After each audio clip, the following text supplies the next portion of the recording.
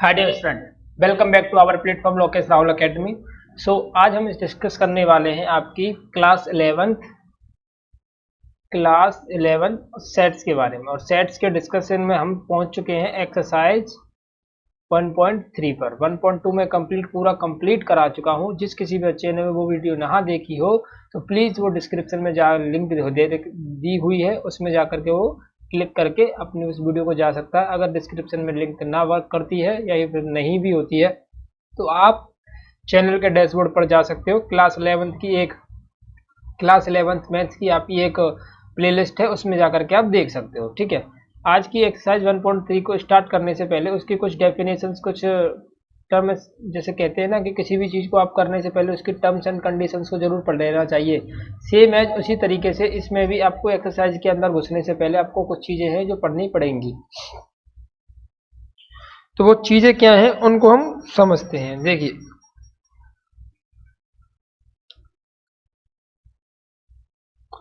चीज़ें क्या हैं वो देखते हैं। पहली चीज़ है हमारी परिभाषा। किस चीज़ के बारे में? उपसमुच्चय। उपसमुच्चय क्या होता है? यदि समुच्चय ए का प्रत्येक अवयव समुच्चय बी का भी एक अवयव है तो ए बी का उपसमुच्चय कहलाता है। तो ए बी का क्या कहलाता है? उपसमुच्चय कहलाता है। इसका मतलब ये हुआ कि अगर कोई सेट ए है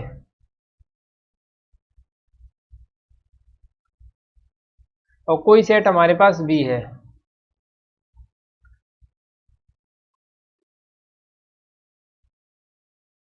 ठीक है, दो सेट्स हैं। यदि समुच्चय ए का प्रत्येक अवयव, ये है आपका ए, और ए का प्रत्येक अवयव 4 3 2 1 का प्रत्येक अवयव समुच्चय बी का भी एक अवयव हो, और समुच्चय बी क्या है? ये है आपका, और समुच्चय बी का भी प्रत्येक अवयव हो, आप मैच कर सकते हो कि ए के जितने भी अवयव हैं वो समुच्चय बी के अंदर अवेलेबल है। ठीक है, तो समुच्चय ए के सभी अवयव किसके अंदर अवेलेबल हैं? आपके बी के अंदर अवेलेबल हैं। तो हम कहेंगे कि ए क्या है? बी का उपसमुच्चय कहलाता है। ए बी का उपसमुच्चय कहलाता है। यदि ए के सभी अवयव बी के भी अवयव हों तो वो ए जो है बी का उपसमुच्चय कहलाता है। ए बी का क्या कहलाता है? उपसमुच्चय। इसको उचित उपसमुच्चय भी कहते हैं, क्योंकि देखिए इसमें तो इसके बराबर भी है, लेकिन एक होता है आपका उचित उपसमुच्चय, उसको भी मैं आपको एक्सप्लेन करूंगा क्या होता है वो। पहले हम समझते हैं समुच्चय के उपसमुच्चय के बारे में। तो आई होप आपको समझ में आ गया होगा। ये जो साइन बना हुआ है, जो सी मैंने बनाई हुई है, ये सी जो है आपके सबसेट, यानी कि उपसमुच्चय का क्या होता है आपका? ये उपसमुच्चय का आपका डेफिनेशन होता है। तो 4 3 2 1 these are the elements of A, and 5 4 3 2 8 1 these are the elements of B. So ए के जितने भी एलिमेंट्स हैं, ए के whole elements in the available in the set of B, B के अंदर भी अवेलेबल है। तो इसका मतलब ये हुआ कि ए जो है सेट कहलाएगा, सबसेट कहलाएगा इसका आपका उपसमुच्चय का। किसका? उपसमुच्चय का। तो इसको किससे डिनोट करते हैं? ए, फिर सबसेट का साइन बनाओगे आप, सबसेट का साइन बनाओगे आप, फिर लिखोगे बी। सो आई होप आपको उपसमुच्चय के बारे में तो कंफर्म नॉलेज डिलीवर्ड में कर चुका कि उपसमुच्चय किसे कहते हैं। अब थोड़ा सा आगे की तरफ बढ़ते हैं और पढ़ते हैं क्या है। कुछ डेफिनेशंस हैं कि कौन से समुच्चय आपके उपसमुच्चय होंगे और कौन से समुच्चय आपके उपसमुच्चय नहीं होंगे। तो लेट बी ट्राई क्वेश्चंस को सॉल्व करने की कोशिश करते हैं। इन क्वेश्चंस से आपको 100% में श्योर हूं, इन क्वेश्चंस को करने के बाद आप अच्छी तरीके से समझ जाओगे कि उपसमुच्चय क्या चीजें होती हैं। फिर आपकी जो एक्सरसाइज है बहुत ही ज्यादा इजी हो जाएगी आपके लिए। देखिए क्या कहना चाहता है ये क्वेश्चन। नीचे दिए गए कुछ सेट्स हैं। यहाँ एक चीज और मैं आपके लिए भूल गया, जो मैं आपको बता देता हूँ कि ए तो सबसेट है बी का। नोट में आप ये लिख सकते हो कि फाई क्या होता है? रिक्त समुच्चय होता है। फाई क्या होता है आपका? रिक्त समुच्चय होता है। फाई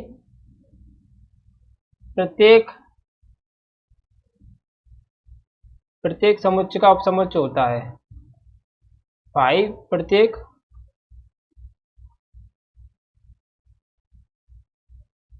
समुच्चय का उपसमुच्चय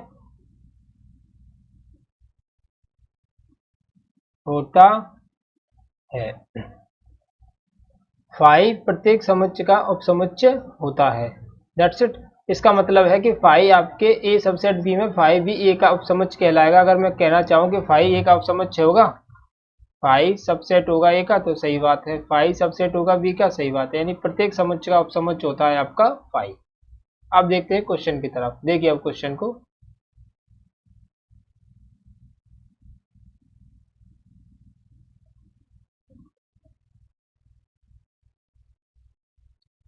चलिए नीचे लिखे समुच्चयों पर विचार कीजिए।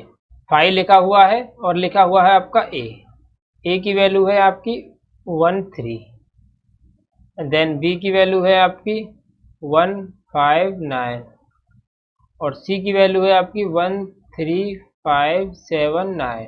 ठीक है। प्रत्येक समुच्चय युग्म के बीच सही प्रतीक इतना अथवा इतना भरिए, यानी कि समुच्चय कौन उसका उपसमुच्चय होगा और कौन उसका उपसमुच्चय नहीं होगा, इस चीज का साइन हमको बनाना है। अगर उपसमुच्चय होगा तो ये आएगा इसका इस तरीके से, और उपसमुच्चय नहीं होगा तो ये आएगा इस तरीके से। ठीक है। अब देखते हैं कैसे बनाना है हमको इसको। सिंपली पहला क्वेश्चन है फाई क्या होता है। फाई तो मैंने अभी आपको बताया, फाई सभी का सबसेट होता है। इस जगह पर सबसेट का साइन आ जाएगा। ठीक है। ए बी का सबसेट है कि नहीं, अब चेक करते हैं कि क्या ए के एलिमेंट सभी बी के अंदर अवेलेबल है। देखिए ए के अंदर एक है तो एक भी है, लेकिन यहाँ 3 है लेकिन बी में 3 नहीं है, तो इसका मतलब ए जो है बी का सबसेट नहीं होगा। तो इसमें मैं इस तरीके से साइन बना दूंगा।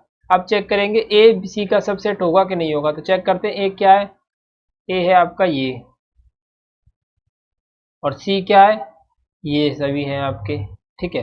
तो मैच करते हैं कि क्या ए के सभी एलिमेंट्स सी के अंदर अवेलेबल हैं कि नहीं। तो ए के सभी एलिमेंट्स सी के अंदर अवेलेबल हैं, क्योंकि 1 है 3 है 1 है और 3 भी है। तो ये हो जाएगा ए सबसेट बी। अब आ गया आपका बी सबसेट सी।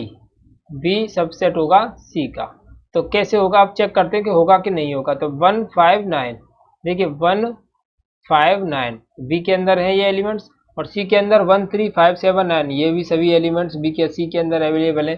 तो मैं यहाँ लिख दूंगा, सॉरी गलत साइन लग गया, मैं यहाँ लिख दूंगा कि ये इसका एलिमेंट होगा, ये इसका सबसेट होगा। ठीक है। तो बहुत ही सिंपल क्वेश्चन थे, कौन सबसेट होगा कौन सबसेट नहीं होगा। एक मिनट, मैंने शायद ये साइन गलत लगा दिया है, क्योंकि ए सी का सबसेट होगा तो सही, लेकिन मैंने इसको गलत साइन के साथ भर दिया है। I am sorry for this. ठीक है। अब आप चेक कर लीजिए कि ये सबसेट होगा, ये भी सबसेट होगा, ये सबसेट नहीं होगा, ये सबसेट होगा, उपसमुच्चय होगा, ये भी उपसमुच्चय होगा इसका, ये भी उपसमुच्चय होगा। आई होप आप सभी क्वेश्चंस को अच्छे तरीके से आइडेंटिफाई कर चुके हैं और समझ भी चुके हैं कि किस तरीके से साइन का यूज हमको करना है। ठीक है। तो देखिए नेक्स्ट क्वेश्चन की तरफ चलते हैं, यानी नेक्स्ट स्टेप की तरफ चलते हैं, नेक्स्ट कॉन्सेप्ट की तरफ चलते हैं। हमारा नेक्स्ट कॉन्सेप्ट क्या है। नेक्स्ट कॉन्सेप्ट ये है कि प्रत्येक समुच्चय एक उपसमुच्चय है। हम कुछ उदाहरणों पर विचार करते हैं। तो इसमें सबसे इंपॉर्टेंट जो उदाहरण है जो आपको याद रखना है वो पहला वाला है। तो क्या याद रखना है कि परमेय संख्याओं का समुच्चय Q वास्तविक संख्याओं के समुच्चय R का उपसमुच्चय है, और हम लिखते हैं इस तरीके से, यानी कि Q क्या होता है, हमेशा R का सबसेट होता है। बस इसको इतना आपको याद रखना है, बाकी के सभी एग्जाम्पल से आप पढ़ सकते हो, समझ सकते हो। ठीक है। ये भी इसका एग्जाम्पल है, ये भी इसका एग्जाम्पल है, ये भी इसका एग्जाम्पल है। एग्जाम्पल्स में आपको एज ए डेमो के हिसाब से मैं क्वेश्चन का आपको लिए करा भी दिए, समझ में भी आपके आ गए होंगे। तो नेक्स्ट कॉन्सेप्ट ये है हमारा उचित उपसमुच्चय। उचित उपसमुच्चय में क्या होता है, देखिए मैं इसको इधर समझाता हूँ। उचित उपसमुच्चय प्रॉपर सबसेट, इसको बोलते हैं प्रॉपर सबसेट।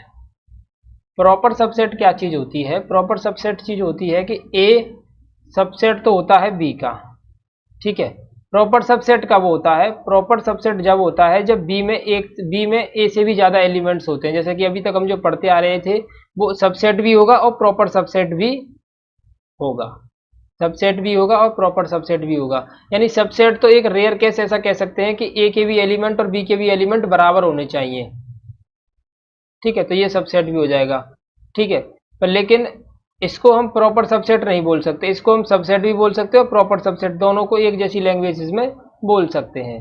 कैसे, देखिए ये कह रहा है कि मान लीजिए ए और बी दो समुच्चय हैं, ए और बी दो समुच्चय हैं, यदि ए सबसेट है बी का तथा ए नॉट इक्वल टू बी, यानी कि मतलब ये हुआ कि ए के अंदर ये एलिमेंट्स है और बी के अंदर 1 3 5 6 ये एलिमेंट्स हैं। तो अब क्या है कि ए नॉट इक्वल टू बी है लेकिन ए सबसेट है बी का, तो इसको हम प्रॉपर सबसेट बोलेंगे। फिर इसके नीचे एक ब्रैकेट इक्वल टू वाला साइन भी यूज कर सकते हैं इसके अंदर, तो क्या होगा, ये इसका प्रॉपर सबसेट कहलाएगा। क्या कहलाएगा इसका, ये प्रॉपर सबसेट कहलाएगा। क्या कहलाएगा, इसका प्रॉपर सबसेट कहलाएगा, यानी उचित उपसमुच्चय। उचित उपसमुच्चय और समुच्चय में क्या अंतर है, अब आपको आई होप आपको समझ में आ गई होगी। फिर भी मैं आपको एक बार और समझाने की कोशिश करता हूँ। देखिए ये जो साइन है, सबसेट सिर्फ वो होता है जिसमें एलिमेंट्स आपस में बराबर भी हो सकते हैं, बराबर भी हो सकते हैं, लेकिन प्रॉपर सबसेट वो होता है जिसमें elements A not equal to B आपस में बराबर नहीं होंगे।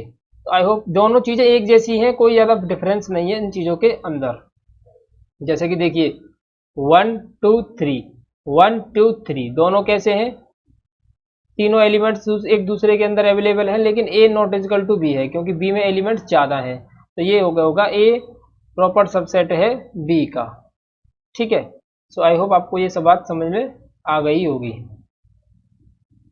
ठीक है, तो आप प्लीज इसका स्क्रीनशॉट ले लीजिए। अगर कोई डाउट क्वेरी होती है कि प्रॉपर सबसेट और सबसेट को समझने में, तो प्लीज मुझे कमेंट करके जरूर बता दीजिएगा, कोई भी डाउट क्वेरी अगर आपको आती है तो। ठीक है, चलिए नेक्स्ट कॉन्सेप्ट की तरफ चलते हैं हम। नेक्स्ट कॉन्सेप्ट क्या है हमारा, नेक्स्ट कॉन्सेप्ट देखते हैं हम।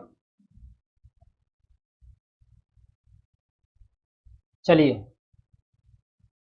एकल समुच्चय, एकल समुच्चय के बारे में डिस्कशन करते हैं थोड़ा सा।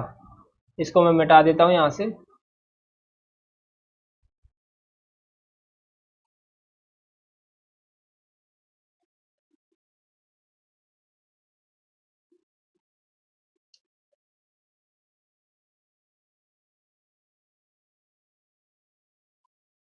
एकल समुच्चय से इंग्लिश में कहते हैं हम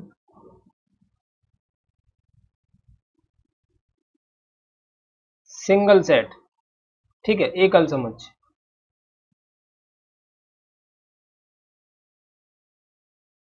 वो क्या चीज होती है एकल समुच्चय, अब देखते हैं, समझते हैं थोड़ा सा। एकल समुच्चय का मतलब होता है कोई एक ऐसा सेट जिसके अंदर सिर्फ एक ही एलिमेंट हो, जिसके अंदर सिर्फ एक ही एलिमेंट हो।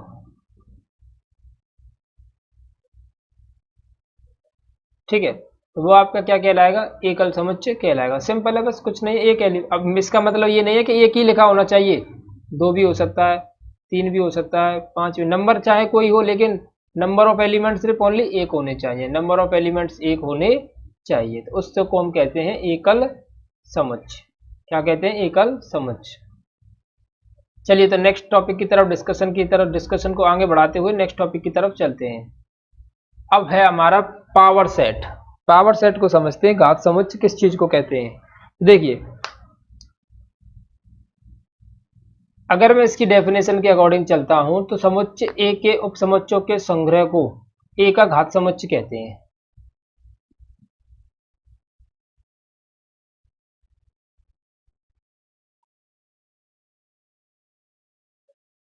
देखिए समुच्चय ए के उपसमुच्चयों के संग्रह को ए का घात समुच्चय कहते हैं।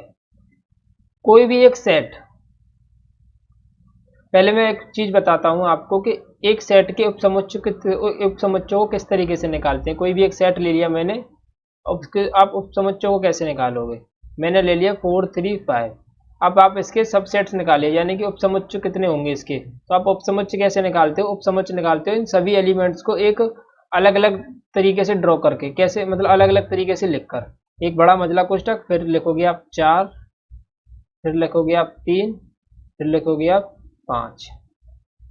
ठीक है, फिर लिखोगे आप 4 3, फिर लिखोगे आप 3 5। ठीक है, 4 3 3 5 4 5,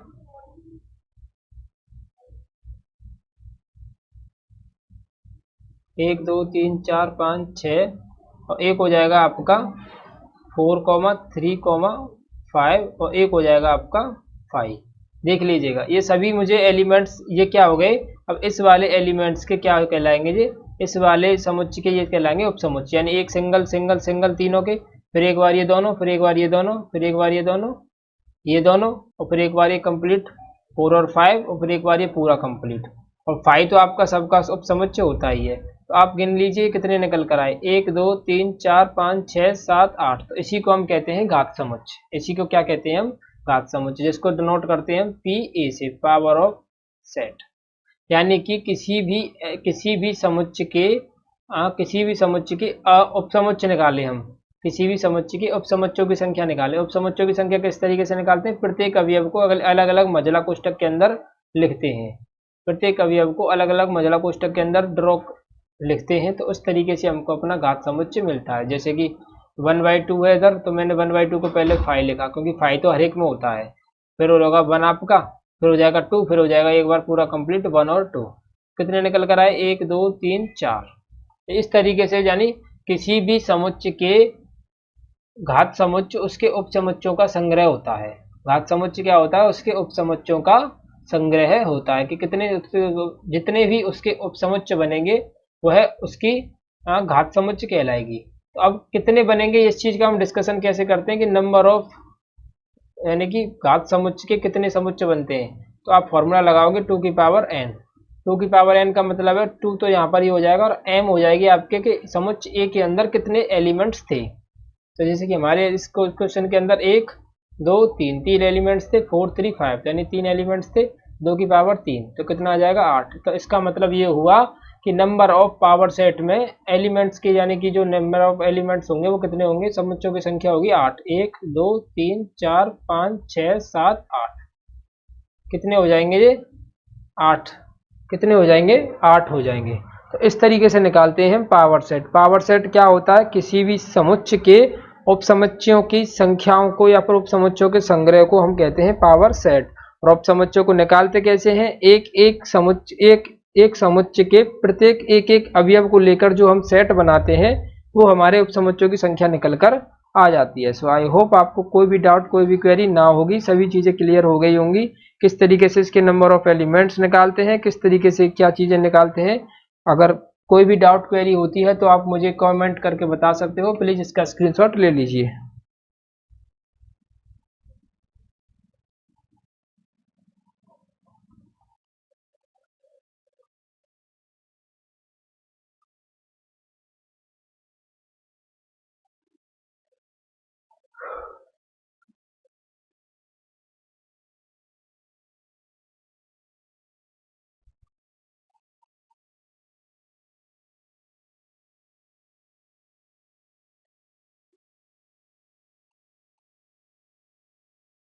चलिए आई होप आप सभी ने स्क्रीनशॉट ले लिया होगा। नेक्स्ट कॉन्सेप्ट की तरफ चलते हैं, क्या कहता है यूनिवर्सल सेट। क्या है यूनिवर्सल सेट, इसका मतलब ये हुआ आपका सार्वत्रिक समुच्चय। अब इसको समझते हैं। सामान्यतः किसी विशेष संदर्भ में हमें एक आधारभूत समुच्चयों के यूनिवर्सल सेट किसे कहते हैं, इसको समझते हैं।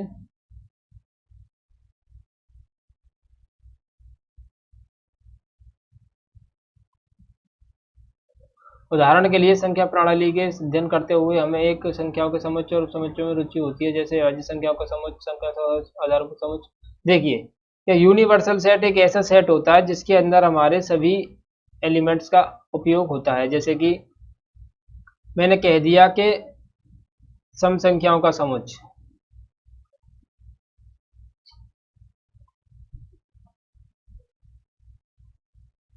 ये क्या है, एक यूनिवर्सल सेट। मैंने कह दिया विषम संख्याओं का समुच्चय,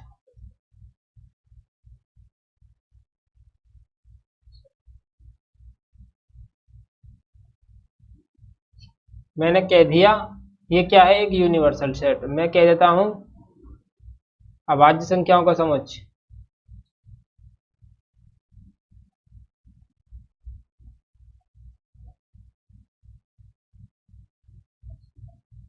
ये भी क्या होगा आपका एक यूनिवर्सल सेट होगा। यूनिवर्सल सेट एक ऐसा सेट होता है जिसके अंदर आप जो बात करते हो उसके सभी एलिमेंट्स उसके अंदर अवेलेबल होते हैं। जिस किसी के टॉपिक के बारे में, जिस किसी के समझ के बारे में बात चल रही है, उसके सभी एलिमेंट जिसके अंदर अवेलेबल होते हैं वो आपका यूनिवर्सल सेट कहलाता है।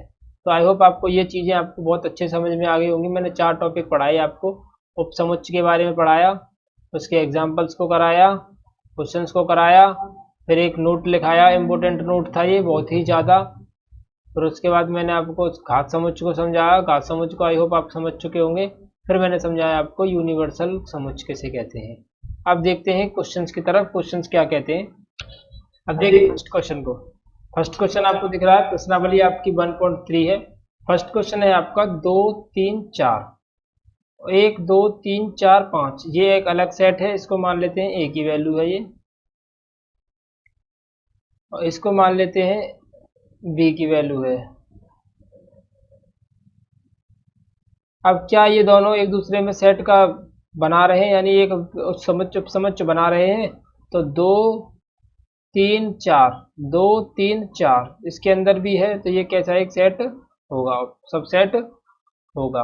ठीक है।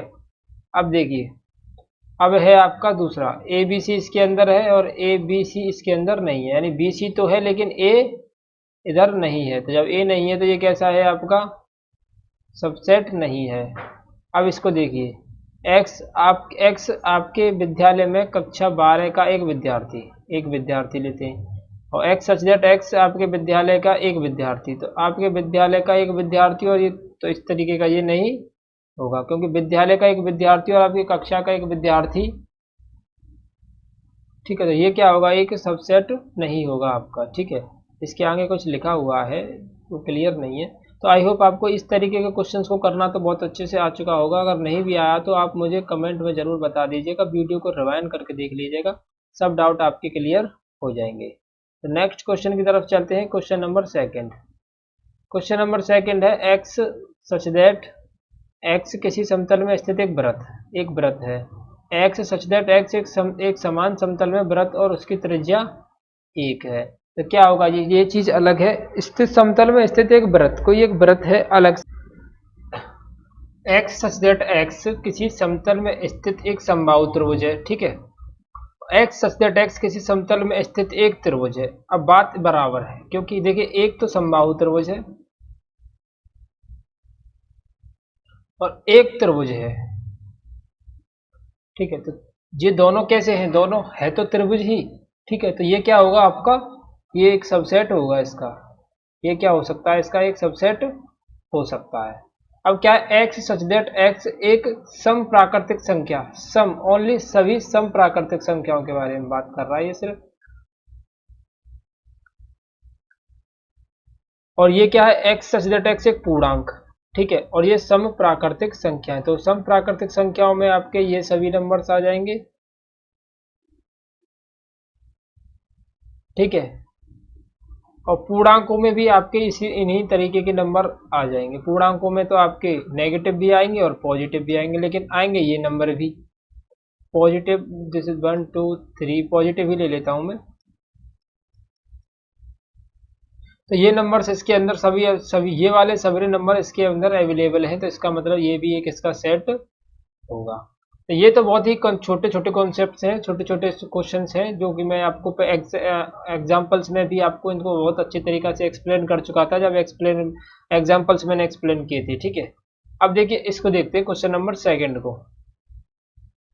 क्वेश्चन नंबर सेकंड क्या कह रहा है आपसे कि जांच कीजिए कि निम्नलिखित कथन सत्य है अथवा असत्य है। ठीक है, अब ये चीज हमको बतानी है कि क्या निम्नलिखित कथन सत्य है, यानी ये इसका सबसेट होगा कि नहीं होगा। देखिए ए इसके अंदर है, बी भी इसके अंदर है, तो इसका मतलब ये इसका सबसेट होना चाहिए था, इसका साइन ऐसा आना चाहिए था, लेकिन है कैसा, नोट वाला, यानी सबसेट नहीं है। तो ये कैसी जो स्टेटमेंट दी हुई है, गलत स्टेटमेंट दी हुई है। कैसी स्टेटमेंट है, गलत है, क्योंकि हमको दिख रहा है कि ये इसका सबसेट होगा, बट दिस इज, इस जगह पर क्या है, इस जगह पर नोट वाला साइन दिखा हुआ है, इसका मतलब ये इसका सबसेट नहीं है। इस तरीके से है।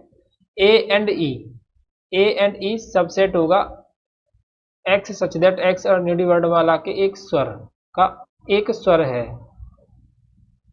यहाँ पर अंग्रेजी वर्णमाला का एक स्वर, एक्स क्या है, एक स्वर है, ठीक है। लेकिन यहाँ पर ये क्या दिया हुआ है, ए एंड ई क्या है, आपके दो स्वर हैं और दोनों स्वर इसके अंदर नहीं आ सकते।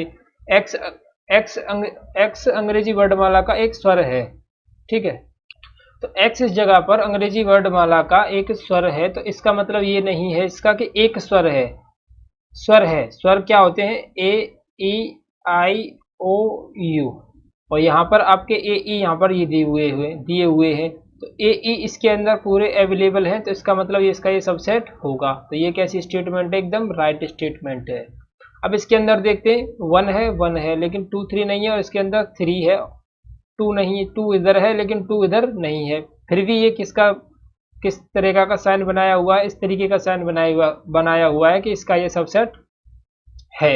इसका आंसर क्या होगा, नहीं होगा, क्योंकि इसे एक रॉन्ग स्टेटमेंट है, ये सबसेट नहीं है, तो नहीं का साइन आना चाहिए था।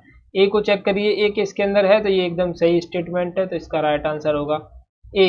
अब देखिए ए और बिलोंग्स टू का साइन नहीं आना चाहिए था इसके अंदर, किसका साइन नहीं आना चाहिए था, बिलोंग्स टू का। इसकी बिलोंग्स टू की जगह पर, इसकी जगह पर आपका इस तरह का साइन होना चाहिए, क्योंकि बिलोंग्स टू का साइन जब आता है ना, तो फिर ये मजला कोष्टक में बात लिखी हुई नहीं आती है, फिर तो ऐसा ही लिखा होना चाहिए था सेम,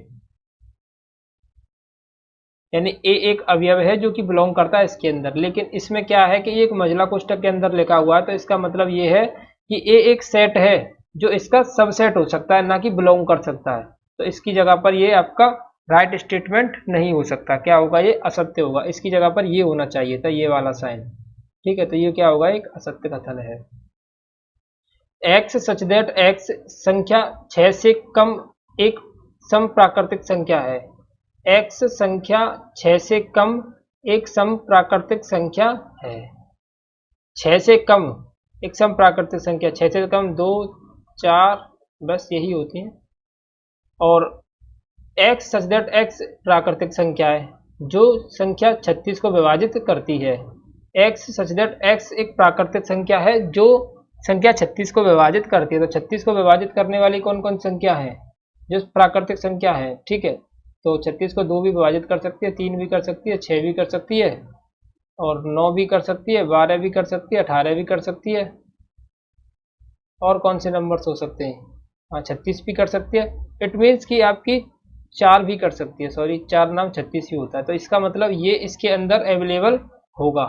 इसका मतलब ये 2 और जो 4 दिया हुआ है इस पूरे सिस्टम के अंदर अवेलेबल है, 2 भी है और 4 भी है, क्योंकि पहले लिखा हुआ है कि ऐसी सम संख्याएं जो 6 से छोटी है, 6 से कम है, तो 2 और 4 निकल कर आई। और यहाँ पर x एक प्राकृतिक संख्या है जो 36 को विभाजित करते हैं, तो 36 को विभाजित करने वाली तो 2 होती है, 4 होती है, 3 होती है, 6 होती है, 9 होती है, 12 होती है, 18 होती है, 36 होती है। ये सभी संख्याएं 36 को विभाजित करती है, जिसमें 2 और 4 भी सम्मिलित है। तो ये इसका सबसेट होगा, इसका मतलब ये राइट स्टेटमेंट दी हुई है। तो आई होप आपको ये सभी चीज़ें अच्छे से क्लियर हो गई होंगी, कोई भी डाउट क्वेरी नहीं रही होगी। फिर भी अगर कोई डाउट क्वेरी आती है तो प्लीज़ मुझे कमेंट करके ज़रूर पूछ लीजिएगा, कोई प्रॉब्लम नहीं है, ठीक है ना।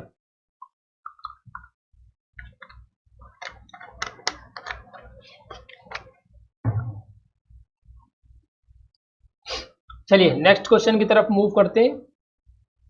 अच्छा, ये क्वेश्चन है, कौन सा कथन सत्य है, कौन सा कथन असत्य है। तो मैंने आपको बताया था, क्या बताया था, पहले एक चीज को डिस्कशन कर लेते हैं बहुत अच्छे से। अगर मैं ये कहता हूं कि 4 सबसेट है 4 3 2 का, तो मैं ये एकदम गलत लिख रहा हूं। क्यों लिख रहा हूं, क्योंकि मैंने 4 एक एलिमेंट के बारे में बात की हुई है और सब साइन लगाया हुआ है सबसेट का। जब मैं एक सिंगल एलिमेंट के बारे में बात करता हूं तो सबसेट का साइन नहीं आता, फिर आता है बिलोंग्स टू का। किसका, बिलोंग्स टू का। तो ये ई वाला साइन होना चाहिए अगर एक सिंगल एलिमेंट के बारे में बात कर रहा हूं। पर लेकिन अगर इसी बात को मैं मजला कोष्टक के अंदर लिख देता हूं तो फिर क्या होता है, फिर एक ये सेट बन जाता है। क्या है, सेट। तब बिलोंग्स टू का साइन नहीं आना चाहिए, तब किसका साइन आना चाहिए सॉरी, तब किसका साइन आना चाहिए, तब साइन आना चाहिए आपका ये वाला। ये वाला साइन नहीं होगा, ये वाला साइन एकदम करेक्ट होगा जब जब सेट के अंदर सेट का रिलेशनशिप दिखाना होता है, यानी सेट को सेट के अंदर की तरफ दिखाना होता है, तो इस वाले साइन का यूज करते हैं। जब एलिमेंट को सेट के अंदर दिखाना होता है तो बिलोंग्स टू का साइन यूज करते हैं। सिंपल लैंग्वेज में समझते हैं, तभी इस क्वेश्चन के आंसर आप दे पाओगे अच्छे तरीके से। देखिए अब पहले क्वेश्चन के अंदर 3 4 एक सेट है। देखिए इसको अच्छे से देख लीजिए। अब क्या 3,4 बिलोंग्स टू ए, एकदम सही बात है, क्योंकि सॉरी बिलोंग नहीं, सबसेट है ए का, सबसेट का साइन है किसके लिए, सेट के लिए, ठीक है। 3 4 बिलोंग्स टू ए, ये गलत बात है। गलत बात क्यों है, क्योंकि एक सेट के बारे में बात कर रहे हैं हम। 3 और 4 क्या है, एक सेट है, क्योंकि वो मझला कोष्टक के अंदर दिया हुआ है। उसके लिए हम बिलोंग्स टू का साइन यूज नहीं कर सकते, उसके लिए साइन यूज करेंगे आप सबसेट वाला, तो ये सही होगा, नीचे वाला गलत होगा। अब आप देखिए ये भी एक करेक्ट स्टेटमेंट होगी, ये एक करेक्ट स्टेटमेंट नहीं होगी, क्योंकि डबल बार बनाया हुआ है। डबल बार तो ऐसा कुछ भी नहीं है, एक बार में ही काम बन जाता हमारा। तो कौन सा कथन सही नहीं है और क्यों नहीं है, तो ये वाला स्टेटमेंट आपका सही नहीं होगा, ठीक है। अब देखिए और 1 बिलोंग्स टू ए। अब देखिए 1 बिलोंग्स टू ए, 1 एक सिंगल एलिमेंट के बारे में बात कर रहे हैं जो कि बिलोंग करता है ए में, एकदम करेक्ट स्टेटमेंट है, क्योंकि बिलोंग का साइन लगाया हुआ है इसने। अब ए सबसेट है ए का, ये एकदम, एक मिनट, मान लीजिए कि ए इस तरीके का है और निम्नलिखित में से कौन सा कथन सही नहीं है। ये तो कथन आपका सही है,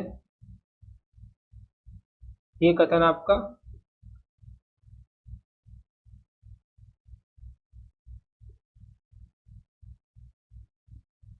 एक minute, sorry my dear student, sorry, मैं इस चीज के लिए आपसे माफी चाहता हूँ। क्वेश्चन ही हमने गलत पढ़ लिया था, मुझे लगा इसके सही और राइट के का स्टेटमेंट देने हैं आपको। क्वेश्चन तो सिर्फ इतना पूछ रहा है हमसे कि कौन से कथन सही नहीं है, तो हमको सही नहीं वाले कथन बताने हैं सिर्फ और सिर्फ। देखिए तो देखिए 1 2 और ये एक एलिमेंट का वर्क करेगा और ये भी एक एलिमेंट का वर्क करेगा, तो ये एक एलिमेंट है पूरा, क्योंकि ये एक इस तरीके से नहीं लिखा हुआ है कि 3 और 4, ये पूरा एक इस तरीके से लिखा हुआ है जो कि एक एलिमेंट है। क्या है, एक एलिमेंट का वर्क करेगा, किसका, अवयव का। तो ये अवयव होगा तो बिलोंग्स टू का साइन आना चाहिए, इसका मतलब ये सही नहीं है, तो इस पर राइट टिक होगा, ये सही नहीं होगा आपका, ठीक है।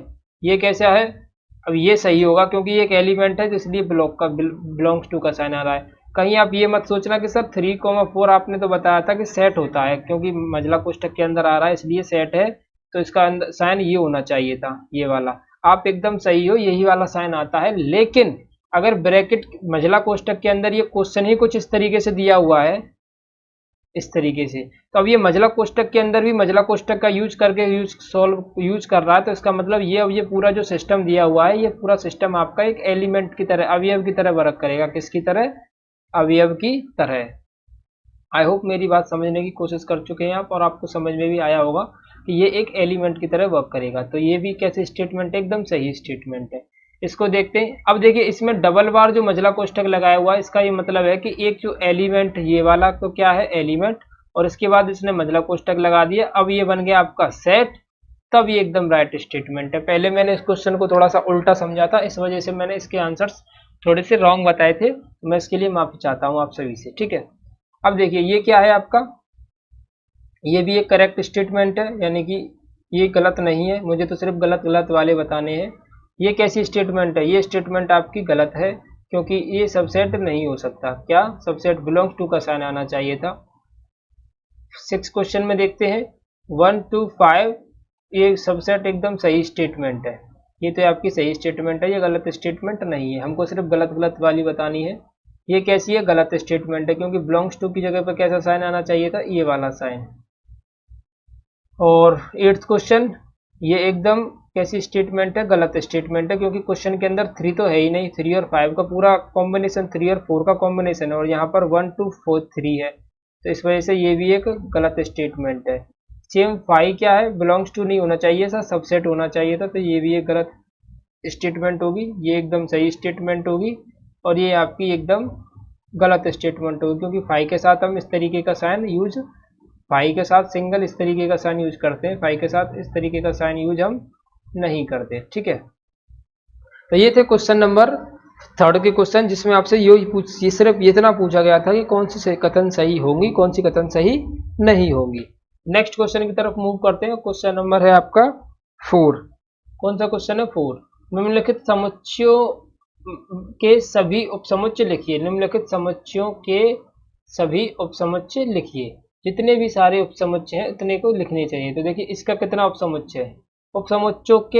समुच्चयों के सभी उपसमुच्चय, तो ए का तो एक ही है, ये एक ये हो जाएगा और एक तो 5 होता ही है। ठीक है, तो इसके तो 2 समुच्चय हो जाएंगे उपसमुच्चय। इस वाले के कितने होंगे? तो देखिए एक तो हो जाएगा ए, एक हो जाएगा बी, और एक ये दोनों साथ में आ जाएंगे, और एक हो जाएगा आपका 5। ठीक है, तो 1 2 3 4, तो दूसरे क्वेश्चन के आंसर हो जाएंगे ये चारों, क्योंकि 2 की पावर कितना होता है? m, और m कितनी है? 1 2, तो 2 की पावर हो जाएगी 2, 2 की पावर 2 कितनी होती है? 4। सेम है जिसको करते हैं। इसको कैसे करोगे? पहले तो आप 1 लिखोगे क्वेश्चन नंबर 3, फिर लिखोगे आप 2 को, फिर लिखोगे आप 3 को, फिर एक साथ दो को लोगे तो 1,2 लिया जाएगा, 2,3 लिया जाएगा, और 1,3 लिया जाएगा।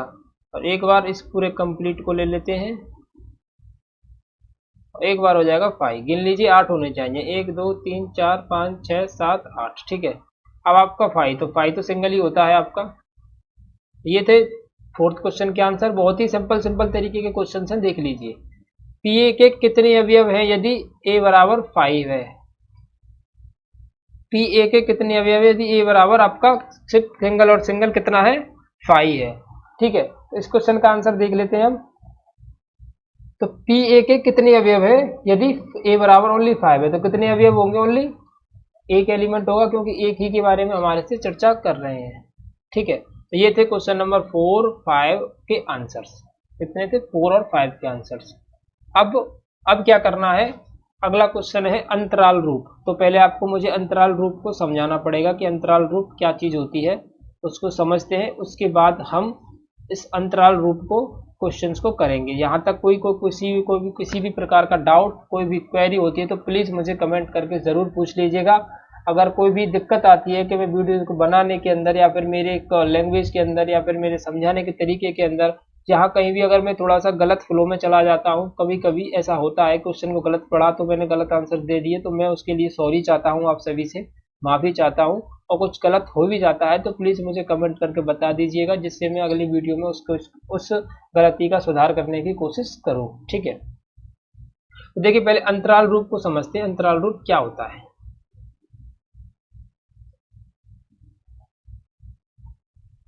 देखिए, अंतराल आर के उपसमुच्चय के रूप में। अब अंतराल आर को किस तरीके से डिफाइन करने की कोशिश करते हैं? देखिए, अंतराल आर में क्या होता है? ए कोमा बी पहला था होता है। देखिए ए कोमा बी, एक होता है आपका इस तरीके का, एक होता है आपका इस तरीके का, और एक होता है आपका इस तरीके का। 4 तरीके के अंतराल होते हैं आपके। जो आपका ए कोमा बी वाला होता है, इसमें क्या होता है? आपका ए और बी के बीच बीच वाले लिखे जाते हैं, सिर्फ और सिर्फ बीच वाले। कौन से? सिर्फ और सिर्फ बीच वाले, यानी ए की वैल्यू क्या होनी चाहिए आपकी? इस तरीके की, यानी ए और बीच की, सिर्फ और सिर्फ बीच की वैल्यू। ठीक है, और इस तरीके वाले अंतराल में क्या होता है आपका कि ए 22 और बी। ठीक है, मैं भी समझाऊंगा, इनके सभी के एग्जांपल्स दूंगा आपको, एक न्यू स्लाइड लेकर समझाने की कोशिश करूंगा। पहले मैं इनको यहाँ लिख देता हूँ आपको। और ये क्या होगा? A is equal to Y,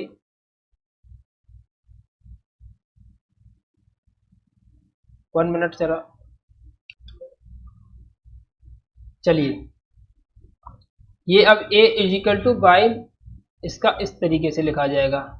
ठीक है, 1 मिनट, मैंने क्या किया? साइन को चेंजेशन कर दिया क्या? 1 मिनट रुकिएगा जरा, चेक कर लेता हूँ मैं। इसको इस तरीके से लिखा जाएगा,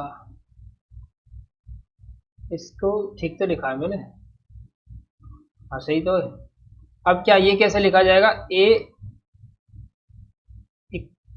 less than equal to Y, एक मिनट, ना लेस देन इक्वल टू नहीं आएगा, इधर आएगा आपका ए, इस तरीके से y इक्वल टू बी। ठीक है, ये है आपके, पहले आप इनका स्क्रीनशॉट ले लीजिए जल्दी से, बहुत इंपॉर्टेंट चीज है, फिर मैं आपको अच्छे से समझाने की कोशिश करता हूँ इस चीज को।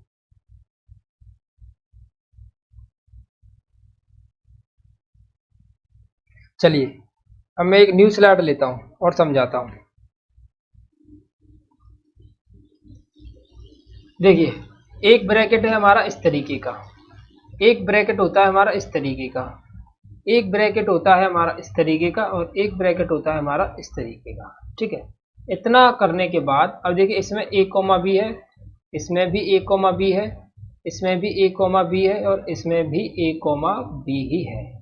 इनका मतलब क्या होता है, इस वाले का मतलब होता है कि इस तरीके का,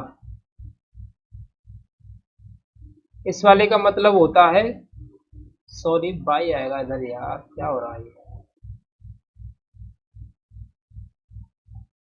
इस तरीके का, इस वाले का मतलब होता है इस तरीके का, और ये इस वाले का मतलब होता है इस तरीका। देखिए अब मैं पहले वाले ब्रैकेट को समझाने की कोशिश करता हूं। इसका मतलब ये होता है, इस ब्रैकेट के अंदर जैसे मैंने लिखा 4,6, तो इसका मतलब ये है, ना तो मुझे 4 लेना है ना मुझे 6 लेना है, 4 और बीच में जितने भी वैल्यूज आ रही है उनको लेना है। ये एक रेंज बताता है, यानी 4y6, यानी 4 को नहीं लेना है, 6 को नहीं लेना है, इनके बीच की रेंज को लेना है। यानी कि y की वैल्यू आप 5 ले सकते हो, 5.1, 5.2 या फिर 5.3, 5.4 इस तरीके से, लेकिन 4 और 6 को अवॉइड करना है, 4 और 6 को अवॉइड करना है। इस तरीके से ये होता है इस ब्रैकेट का मतलब। यानी कि a और b जब इस तरीके से लिखा हुआ है तो इसका मतलब ये है कि आपको उनके बीच वाले नंबर्स को ही लेना है, ना कि इधर वाले को और ना ही इधर वाले को। और देखिए, ये जो बड़ा वाला कोष्टक का जो वाला जो साइन आता है ना, ये जो इस तरीके का हुआ, ये क्या होता है, इसका मतलब होता है कि जैसे मैंने 4 और 8 लिखा इस तरीके से ब्रैकेट में बनाकर, इसका मतलब ये होता है आपको इन दोनों के बीच के नंबर कितने हैं, 5, 6, 7, ये तो लेने ही लेने हैं, इनके साथ ये वाले नंबर भी साथ में लेने हैं। तो इस ब्रैकेट का मतलब ये होता है। इस ब्रैकेट का मतलब क्या होता है कि अगर बगल इस तरीके का ब्रैकेट आता है तो इसका मतलब ये होता है कि आपको जो नंबर्स दिए हुए हैं वो भी लेने हैं, और उनके बीच में नंबर जितने भी आने वाले हैं वो भी आपको लेने हैं। ठीक है, अब देखते हैं इस वाले का। इस वाले में क्या है, जैसे मैंने लिखा 4 और 8, तो आपको क्या करना है कि इन दोनों के बीच के नंबर्स लेने हैं। इन दोनों के बीच के नंबर्स कितने होंगे, 5, 6, 7, लेकिन ये 8 नहीं लेना है, क्योंकि 8 के पीछे इस तरीके का ब्रैकेट लगा हुआ है, ये गोल वाला जो सर्कल के टाइप का होता है, और इसको आपको ले लेना है, क्योंकि इसके पास बगल में इस वाले ब्रैकेट लगा हुआ है, तो इसको आपको 4 को ले लेना है। तो 4, 5, 6, 7 कंप्लीट आंसर। ठीक है, इस तरीके से पुट करना है इसको, और सेम एज ये भी इसी तरीके का क्वेश्चन है। अब कौन से वाला ले लेना है आपको, 8 वाला तो लेना ही है, 4 वाला नहीं लेना, इसके बीच के नंबर्स को लिख देना है, ये इसका आंसर हो जाएगा। यानी कि समझ में आई कौन से ब्रैकेट का कैसा कैसा मतलब होता है। आई होप आपको समझ में आ गया होगा। देख लीजिए, आप एक बार स्क्रीनशॉट ले लीजिए, फिर बढ़ते हैं नेक्स्ट क्वेश्चन की तरफ।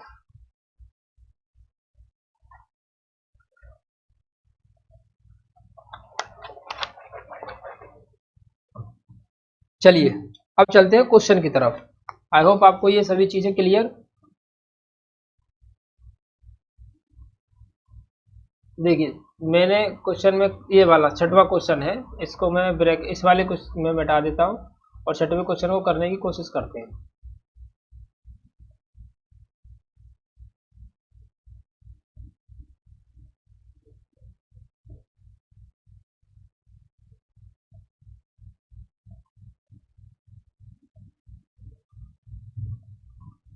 क्या है, निम्नलिखित को अंतराल रूप में लिखिए। अब उसी तरीके से लिखना है आपको। देखिए, x बिलोंग करता है r के अंदर और वैल्यू है आपकी -4 और 6।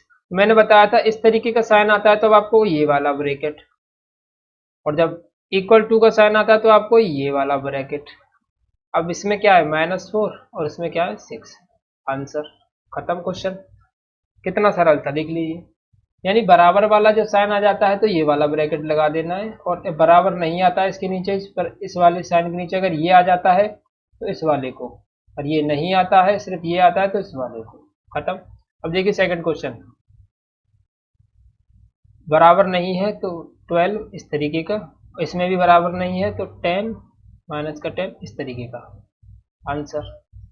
इसमें देखिए इसमें बराबर है तो इस तरीके का, और इसमें बराबर नहीं है तो इस तरीके का, आंसर आंसर आंसर। तो ये इस क्वेश्चन है, और आप इनके क्वेश्चंस को करने की कोशिश कीजिएगा। मैं आपसे पक्का कहता हूँ कि आपको अच्छी से समझ में आ जाएगा कि आपको किस तरीके से इसको सॉल्व करना है। अब देखिए ये क्या कह रहा है, अंतरालों को समुच्च निर्माण रूप में लिखिए। अब समुच्च निर्माण रूप का मतलब समझ रहे हो आप? पहले देखिए ये समुच्च निर्माण रूप में लिखा हुआ था इस तरीके का, ये है आपका समुच्च निर्माण रूप, यानी कि सेट बिल्डर जो मेथड होता है, सेट को किस तरीके से लिखते हैं वो है ये समुच्च निर्माण रूप, ठीक है। अब इसको मैंने कैसे लिखा था, इस तरीके से लिखे थे, इनको देख देख कर मैंने इस तरीके से लिखा था। अब इसी क्वेश्चन को मुझे किस तरीके से लिखना है, इस तरीके से। कैसे लिखूंगा, x such that x belongs to r। अब कैसा है देखिए, ये वाला जो दोनों तरफ लगे हुए हैं इस तरीके का ब्रैकेट, इसका मतलब ये होता है कि दोनों में साइन बराबर वाला नहीं आना है, तो -3 x 0,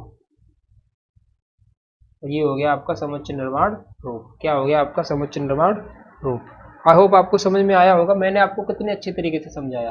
देखिए इसको आप कैसे लिखोगे, -3 और 0, ये है, ये भी, ये किसके नीचे बराबर नहीं है, इसके नीचे भी बराबर नहीं है, तो क्या करना है, इसके और इसको जो इस तरीके से कर देना, जैसा कि मैंने ये था। ये लाइन आपको प्रत्येक क्वेश्चन के अंदर पुट कर देनी है, जैसे कि अब इसके अंदर पुट करूंगा तो x such that x belongs to r, दोनों में इस तरीके का ब्रैकेट है, इसका मतलब क्या होता है, बराबर का साइन आता है तो 6 12, आंसर खत्म। तो बहुत ही सिंपल तरीके का क्वेश्चन है, आसानी से समझ में आने वाला क्वेश्चन है। आप इन दोनों क्वेश्चन को आप होमवर्क के रूप में खुद करोगे, इस वाले को और इस वाले को, ठीक है। चलिए अब है निम्नलिखित में से प्रत्येक के लिए आप कौन कौन सा सार्वत्रिक समुच्चय प्रस्तावित करेंगे, कौन कौन सा सार्वत्रिक समुच्चय होगा, कौन कौन सा सार्वत्रिक समुच्चय नहीं होगा, इस चीज के बारे में मैं बताऊंगा। देखिए कैसे करना है। देखिए तो निम्नलिखित में से प्रत्येक के लिए आप कौन कौन सा सार्वत्रिक समुच्चय प्रस्तावित करोगे। तो देखिए समकोण त्रिभुजों का समुच्चय, ये अपनी तरफ से प्रस्तावित करना है आपको। समकोण त्रिभुजों के समुच्चय में कुछ भी, कितने भी सारे आप समकोण त्रिभुज ले सकते हो कि समकोण त्रिभुज बनने चाहिए उसके साथ में, जैसे कि 9 40 41 ये एक समकोण त्रिभुज है, 4 5 3 ये भी एक समकोण त्रिभुज है। यानी कि कई सारे आपको समकोण त्रिभुजों के प्रस्तावित आंसर्स देने हैं। समकोण त्रिभुज का किस तरीके का समुच्चय बनेगा उसको आपको आंसर पुट करना है। ऐसे ही समुद्रबाहु त्रिभुज का समुच्चय भी एक सार्वत्रिक समुच्चय होगा। तो ये तो बहुत सिंपल से सार्वत्रिक समुच्चय क्या होता है क्या नहीं होता है, सब वेरी सिंपल क्वेश्चन है। नेक्स्ट क्वेश्चन चलते हैं, question number 9 and then last question है आपका। इन तीनों समुच्चय एबीसी में से निम्नलिखित में से कौन सा या कौन से सार्वत्रिक समुच्चय के लिए जा सकते हैं। कौन कौन से के लिए, ए और बी और सी के लिए, ए बी और सी सार्वत्रिक समुच्चय तीनों के लिए, ए बी सी के तीनों के लिए एक सार्वत्रिक समुच्चय खुद चुनना है इन चारों ऑप्शंस में से। तो ऐसा कौन सा समुच्चय जिसके अंदर ये तीनों के नंबर्स अवेलेबल है, तीनों नंबर्स अवेलेबल हैं, यानी इन तीनों के एलिमेंट अगर जिस समुच्चय के अंदर अवेलेबल होंगे इन चारों में से, वही आपका सार्वत्रिक समुच्चय कहलाएगा। और मुझे तो सिर्फ एक ही दिख रहा है, ये वाला, ठीक से देख लीजिए। ये एक ऐसा समुच्चय है जिसके तीनों के अवयव इसी के अंदर मिल जाएंगे, ये एक आपका सार्वत्रिक समुच्चय कहलाएगा। सार्वत्रिक समुच्चय वो होता है जिसके समुच्चयों के सभी अवयव उसी एक ही के अंदर मिल जाएं। तो इस तीनों ए बी सी के तीनों समुच्चयों के अवयव जो हैं एक ही सेट के अंदर आपको मिल जाएंगे, ठीक है। सो आई होप आपको मेरी बात समझ में अच्छे से आ चुकी होगी, और ये आपके क्वेश्चन खत्म हो चुके हैं एक्सरसाइज के, और एक्सरसाइज भी आपकी एंड हो चुकी है। मिलते हैं अगली वीडियो में एक्सरसाइज 1.4 के साथ। कोई भी चीज़ अगर आपको समझ में नहीं आती, तो मैं आपको हर बार यही बात कहता हूँ, समझ में नहीं आती है तो कमेंट करके ज़रूर बता दीजिए, या मुझसे कोई प्रॉब्लम होती है मेरे समझाने के तरीके से या मेरे कुछ डाउट्स वगैरह से, तो आप मुझे कमेंट करके ज़रूर बता सकते हैं। मिलते हैं अगली वीडियो में। प्लीज़ अगर चैनल पर आप नए हो तो चैनल को सब्सक्राइब कर लीजिएगा, और वीडियो अच्छी लगी हो तो वीडियो को लाइक कर लीजिएगा। और ये सामान